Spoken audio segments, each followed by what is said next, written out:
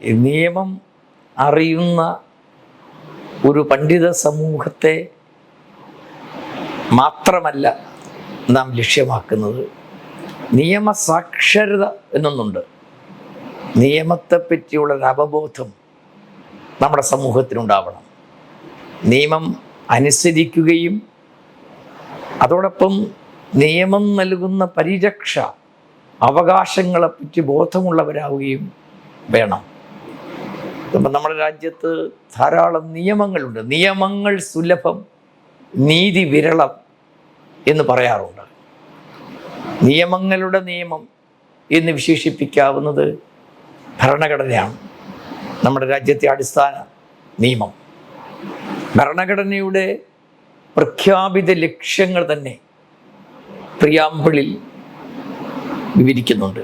Socialist, ജനാധിപത്യ, മതേതര republic. Socialism എന്നത് സ്ഥിതി സമത്വമാണ്.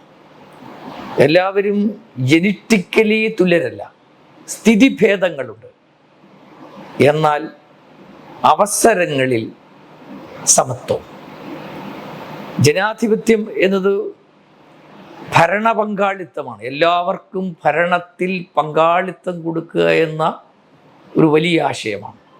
പക്ഷെ ഇവിടെ ഇന്ന് ആ അവകാശം 5 വർഷത്തിൽ ഒരിക്കലുള്ള വോട്ടവകാശത്തിൽ പരിമിതപ്പെട്ടിരിക്കുന്നു എന്ന യാഥാർത്ഥ്യവും നാം അറിയണം. മതേതരത്വം